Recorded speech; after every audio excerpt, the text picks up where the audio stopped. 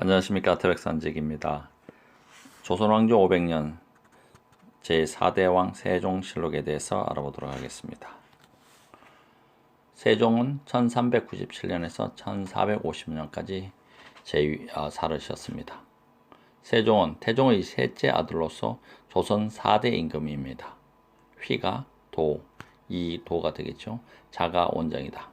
1397년 태조 6년 4월 11일 한양에서 태어났으며 태종 8년 충녕군으로 임신년에 대군으로 봉해졌다가 무술년에 왕세자로 책봉되었습니다.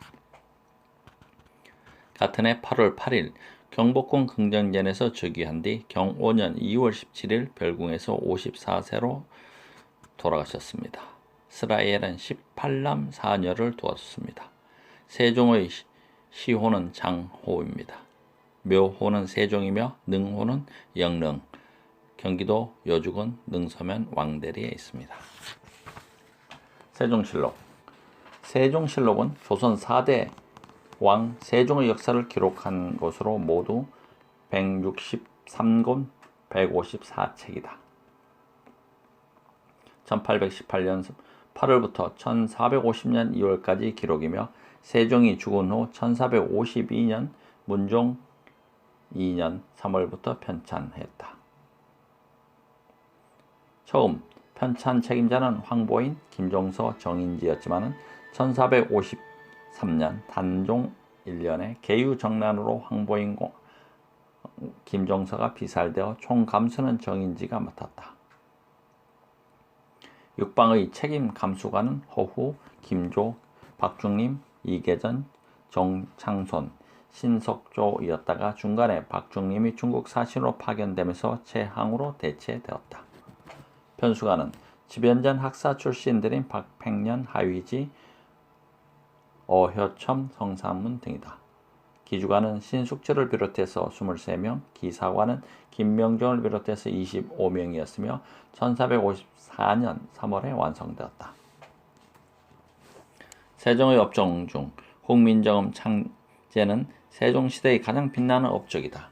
훈민정음은 세종이 직접 창제를 지휘하였고 집현전의 최항, 박팽년, 신숙주, 성상문, 이선노, 이계 등 소장 학자들의 도움을 받았다. 세종 14년부터 간이대의 제작이 시작되었는데 간이대의에는 혼천이, 혼상, 규표와 방위지표인 정방안 등이 설치되었다. 세종 20년 3월부터 이 간이대의에서 소원관의 관원들이 매일 밤 천문을 관측하였고 해시계와 물시계까지 제작되었다. 추구기는 세종 23년 8월에 발명되어 이듬해 5월에 개량 완성되었다. 1403년에 주조된 청동활자 계민자의 결정을 보완하기 위해 세종 2년에 새로운 청동활자인 경자자를 만들었고 세종 16년에 정교한 갑인자가 주조되었다. 세종 18년에는 납활자인 병지자가 주조됨에 따라 조선시대의 금속활자와 인쇄술이 완성되었던 것이다. 화포의 개량과 발명이 계속되어 완구, 소화포, 철제탄환, 화포전, 화초 등이 발명되었다. 세종 26년에 화포 주조소를 짓게 해 뛰어난 성능을 가진 화포를 만들었고 이듬해 화포를 전면 개조하였다. 도만강 방면에 김종서를 보내 육진을 개척하게 하였고 압록강 방면에는 사군을 설치해 도만강과 압록강 이남을 영토로 편입하였다. 세종 1년에는 이종무 등에게 왜구의 속을 대마도를 정벌하게 하는 강경책을 쓰기도 했다. 세종 8년에는 삼포, 부산포, 내이포, 연포를 개왕하고 세종 25년에는 개해 약조를 맺어 왜구를 회유했던 것이다. 세종실록 첫 번째 이야기. 공부하는 임금이 되다. 태종의 셋째 아들로 태어난 세종의 어머니는 원경 왕후 민씨이며 1397년 태조 6년에 4월 한양의 준수방에서 태어났다. 그의 이름은 도이고 자는 원정이며 성품이 영특하고 너그러웠으며 인자하였고 효성스러웠다. 1418년 6월 태종이 세자를 폐하고 충령 대군을 세자로 책봉하였고 심시 부인을 경빈으로 봉하였다. 이명덕 등을 비롯하여 조정의 대신들이 적극 만류하였지만 태종은 그들의 권위를 뿌리치고 1418년 8월 세자에게 왕위를 물려주었다. 태종은 조정의 대신들을 불러놓고 이렇게 말했다. 과인은 덕이 없는 사람으로 왕위에 오른 지 18년이 되지만은 혜택이 백성들에게 미치지 못하고 여러 가지 나쁜 일을 겪었다. 몸에 병이 들어 나란 일을 돌볼 수 없게 되었다.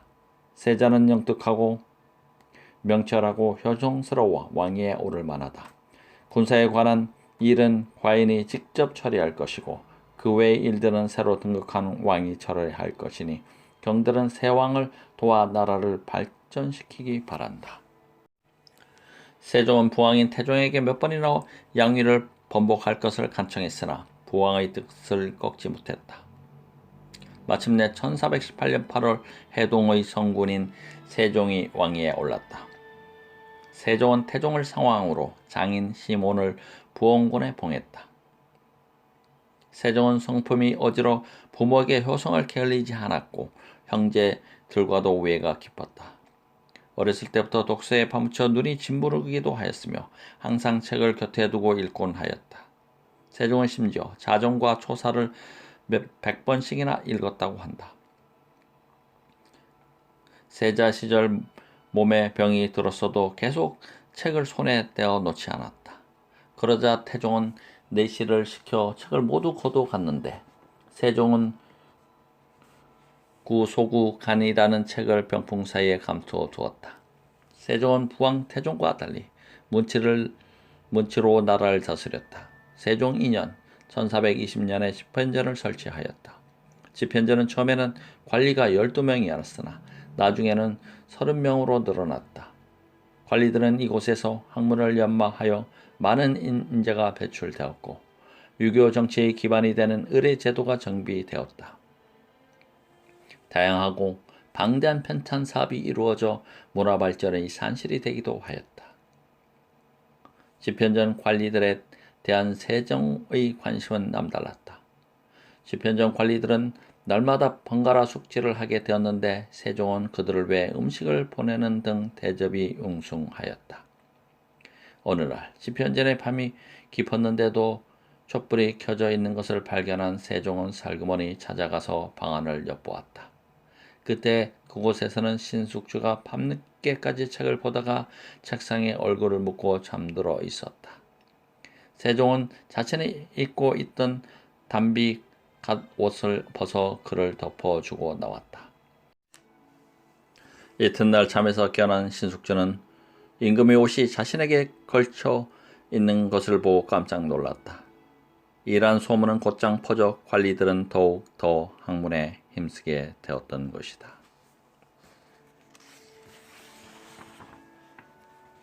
두 번째 이야기, 외척을 견제하여 죽은 세종의 장인. 세종은 왕위에 오르자 장인인 시몬을 영의정으로 삼았다. 그러자 세종의 왕비인 심씨는 마음이 몹시 불안하였다. 태종의 강경한 외척 세력의 견제와 아버지의 권력력이 걱정되었다. 그녀는 시어머니 원경, 왕후 민씨의 형제들이 무참하게 죽는 것을 지켜보았기 때문이다. 시몬이 태종의 비위를 거슬린 것은 그가 명나라에 사은사로 가게 되었을 때 장안이 떠들썩할 정도로 위세를 부린다고 떠난 일이었다. 상왕 태종은 시몬을 몹시 못마땅하게 여겼다. 그는 자신의 처남들을 없앨 때 품었던 마음을 심시 가문으로 돌렸다. 상왕 태종은 세종이 경복궁을 지키는 금위군의 군사를 나누어 상왕의 거처인 수강궁과 경복궁을 지키게 했다. 이때 시몬의 동생 심정이 나라의 궁극 대사를 상왕인 태종이 처리한다고 불평한 것을 빌미로 심시 가문을 공격하게 되었다. 시몬이 이 사건의 수괴로 지목되었다. 시작된 것이었다. 상왕 태종에 의해 사은사로 갔다가 명나라에서 돌아오던 심씨의 아버지 시몬은 명나라 국경을 넘어오자마자 압송되어 수원에서 변출되었고 어명을 받아 사사되었다. 그리고 시몬의 동생 심정은 고문을 받다가 죽었고 심씨의 어머니 안씨는 관도비로 전락했다. 세종의 왕비 소헌 왕후 심씨는 아버지의 죽음에 속수무책이었다. 세종 또한 상왕 태종의 손아귀를 벗어나지 못한 국왕으로 힘을 못쓰는 판국이었다. 심씨의 아버지 시몬이 억울하게 죽었지만 그 자신도 잘못이 컸었다. 태종은 자신의 부인 민씨 친정을 멸무시키면서까지 외척을 바로를 막았었다. 시몬의 죽음은 태종의 외척에 대한 강경 대응의 의지를 망각한 대가로서 시몬 자신도 자제할 줄 모르는 권력력은 잘못임을 깨달아야 했다. 한편 시몬을 제거한 신하들은 심씨를 향해 공세를 펼쳤다. 이들의 두려움은 상왕 태종이 세상을 떠나면 자신들에게 심씨의 복수가 있을 것으로 생각했다. 그들은 심씨의 배출을 강력히 주장했지만 상왕 태종은 이를 거부했다. 그 이유는 심씨가 많은 자손을 생산했고 세종과도 금실이 좋았다는 것이었다. 태종은 그의 왕비 원경 왕후 민씨의 동생 4명을 죽였지만 막상 민씨만큼은 왕비에서 배출시키지 않았다. 세종비 소헌 왕후 심씨도 그녀의 아버지와 숙부는 죽었지만 왕비 지위만은 발탈하지 않았던 것이다. 세 번째 이야기. 청빈의 대표주자 황희정승. 조선왕조 500년을 통해 청빈으로 이름난 방촌 황희는 18여 년 동안 영의정으로 새 임금을 섬겼다. 오란 성품에 매우 간대했으며 청빈하게 살았다. 그는 태종 때 양녕대군을 세자로 배출하려고 할 때 반대하다가 남원으로 기양을 갔다. 그 후 세종이 왕위에 오르면서 태종의 건의로 기양에서 풀려 조정 대신으로 복귀했다. 황희 정승에 대한 일화는 오늘날까지 전해져 내려오고 있다. 어느 날 황희가 개성의 교회를 지나가다가 소 2마리를 가지고 밭을 가는 늙은 농부를 보고 말했다. 여보시오, 노인 양반, 조금 쉬었다가 하시오. 그의 말에 농부는 밭 한가운데 소를 세운 후 황희가 있는 곳으로 왔다. 노인 양반, 밭을 갈고 있는 2마리 중 어느 놈이 일을 잘합니까? 황희의 말에 농부가 짐짓 놀라면서 그에게 귓속말로 속삭였다. 저기 저 누렁소가 검정소보다 힘이 세지요. 그래요? 내가 보기에는 누렁이가 훨씬 힘이 좋아 보이는데요. 조용히 말씀하세요. 저 소들도 우리가 하는 얘기를 알아듣습니다. 아무리 말 못하는 짐승일지라도 좋아하지 않겠지요. 그렇다면 저 소들도 우리 얘기를 알아듣는단 말씀이요? 그럼요. 지금까지 보셨지 않습니까? 내가 명령하는 대로 소들이 움직이는 것을. 그 뒤로부터 황희는 누구에게나 겸손했고 너그러운 사람이 되었다고 한다. 황희 둘째 아들이 매일 기생집을 드나들자 아들을 불러 타일렀다. 그러나 아들은 버릇을 고치지 못했고 마찬가지였다. 어느 날 아침 황희는 문 밖에서 기다리다가 기생집에서 밤을 새우고 돌아오는 아들을 보면서 인사를 했다. 손님, 저희 집을 항상 찾아주셔서 감사합니다. 그러자 아들은 깜짝 놀라며 말했다. 아버님, 왜 저에게 손님이라고 말씀하십니까? 생각해보면 너도 알 것이다. 내 말을 듣지 않으니 넌 우리 식구가 아니라 나그네다. 나그네가 우리 집을 찾아왔으니 당연하게 모셔야 하지 않겠느냐. 이 말을 들은 아들은 땅바닥에 무릎을 꿇고 빌었다. 그뒤 기생집 출입을 금하고 학문에 전념하여 벼슬길로 나갔다. 이후 벼슬이 참의에 이르렀고 돈을 모아 큰 집을 짓고 손님들을 초대해 낙성식을 베풀었다. 황희는 참석했다가 갑자기 일어나면서 아들에게 말했다. 관리가 청빈해도 백성들이 잘 살 수 있을지 의심스럽다. 나라의 녹을 먹고 사는 자가 이렇게 큰 집을 짓고 잔치를 베풀다니 이것은 필시 뇌물을 받은 게 분명하구나. 나는 이런 곳에서 잠시라도 있을 수가 없다. 황희는 음식도 입에 대지 않고 자리를 박차고 나왔다. 그 이런 행동에 참석한 관리들은 부끄러워했다고 한다. 조선 최고의 황금기를 이룬 세종. 세종은 왕위에 있으면서 정치, 외교, 군사, 경제, 제도, 예학의 정비와 각종 문물들을 만들었다. 또한 여러 분야에서 위대한 업적을 남겼다. 조선시대의 유교적인 의례 제도의 틀은 세종 때 만들어져 유교 정치의 기반이 되었고 후대에까지 막대한 영향을 주었다. 세종이 펼친 문화사업은 방대하였으며 15세기 민족문화의 정수를 이루었다.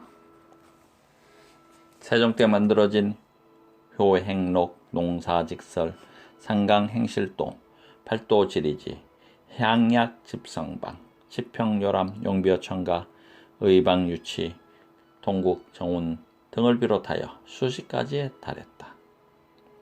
이들 중 홍민정음의 창제는 가장 빛나는 업적이다. 홍민정음을 만들 때 세종이 직접 지휘하였고 집현전의 최항, 박팽년, 신숙주, 선상문, 이계, 이월롱 등이 도움을 받았다. 세종의 발전 가운데는 과학 발전에도 크게 기여하였다. 세종 14년부터 경복궁의 경회로 북쪽에 대규모의 천문 의상과 간이대의 제작이 시작되었다. 이것은 높이 약 6.3m, 세로 약 9.1m, 가로 약 6.6m의 규모로 세종 16년에 준공되었다. 그리고 이 간이대에는 혼천의 혼상, 규포와 방위 지표인 정안방 등이 설치되었다. 그리고 세종 20년 3월부터 이 간이대에서 소원관의 관원들이 매일 밤 천문을 관측하였다. 시간을 측정하기 위해 해시계와 물시계도 제작되었다. 앙부1구, 현주1구, 청평1구, 전남1구, 자경루와 옥루 등이다. 세종 15년에는 정인주와 정초 등에게 칠정산 내편을 편찬하게 하여 24년에 완성하였다. 또 칠정산 외편도 이순지와 김담에 의해 편찬되었다. 세종 27년에는 천문역법의 총정리 작업이라고 할 수 있는 제가역상 집이 이순지에 의해 편찬되었다. 추구기는 세종 23년 8월에 발명되었고 이듬해 5월에 개량 완성되었다. 세종 13년과 28년에는 도량형 제도를 확정하였고 후에 경국 대전에 수록하였다. 인쇄술도 큰 발전을 이루었다.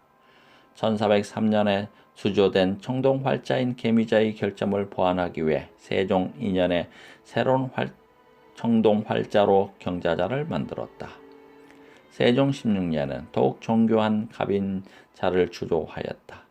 세종 18년에는 납활자인 병진자가 주조됨에 따라 조선시대의 금속활자와 인쇄술이 완성되었다. 화학과 화기제술 제조 기술도 크게 발전하였다. 세종대는 화포의 개량과 발명이 계속되어 완구, 소화포, 철제 탄환, 화포전, 화초 등이 발명되었다. 그러나 이러한 것들은 완벽한 것이 아니었다. 세종 26년에 화포 주조소를 짓게 해 뛰어난 성능의 화포를 만들었다. 이에 따라 이듬해에는 화포를 전면 개주하였다. 세종 30년에 편찬 간행된 총통 등록은 그 화포들의 주조법과 화약 사용법 그리고 규격을 그림으로 표시한 책이었다. 세종대에는 많은 농사 서적이 편찬되었는데 중국의 농서인 농상집료, 사시찬요 등과 우리나라 농서인 봉국경험방, 정초가 지은 농사직설 등의 농업 서적을 통해 농업기술을 계몽하고 권장하였다.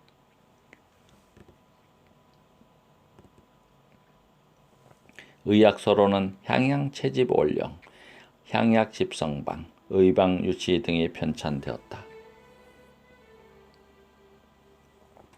향약집성방과 의방유치 등의 편찬은 15세기까지의 우리나라와 중국 의학 발전에 결산하는 것으로 우리 과학사에서 빛나는 업적이 된다. 세종은 음악에도 깊은 관심을 기울여 박연으로 하여금 중국의 각종 고전을 참고해 악악기를 만들고 악악보를 새로 만들게 하였다. 조예악, 회래악 및 제래악 등이 이때 만들어졌던 것이다. 세종은 즉위 초부터 법전의 정비에도 온 힘을 기울였다. 세종 4년에는 완벽한 속육전의 편찬을 목적으로 육전 수찬색을 설치하고 법전의 수찬에 직접 참여하기도 하였다. 수찬색은 세종 8년 11월에 완성된 속육전 6책과 등록 1책을 세종에게 바쳤다. 그리고 세종 15년에는 신찬 경제 속육전 6권과 등록 6권을 완성하였던 것이다. 세종은 형정의 신형 흡휼 정책을 썼지만은 절도범행에 관해서는 자자단근형을 정하였다. 그리고 절도 3범은 교행에 청하하는 등 사회기광을 확립하기 위해 형벌을 강화하기도 하였다. 세종은 공법을 제정하여 조선의 전세제도를 확립하였다. 종래의 세법이었던 답협손실법을 폐지하고 18년에 공법상정소를 설치해 연구와 시험을 거듭해 세종 26년에 공법을 확정하였다. 국토의 개척과 확장도 세종 때의 큰 업적이다. 두만강 방면에는 김종서를 보내 육진을 개척하게 하였고 압록강 방면에는 사군을 설치해 두만강과 압록강 이남을 영토로 편입하였다. 세종 1년에는 이종무 등에게 왜구의 소굴인 대마도를 정벌하게 하는 강경책을 쓰기도 하였다. 반면 세종 8년에는 삼포, 부산포, 내포, 연포를 개항하고 세종 25년에는 개해약조를 맺어 이들을 회유하기도 하였던 것이다. 세종실록을 여기서 마치겠습니다. 감사합니다. 태백산직이었습니다.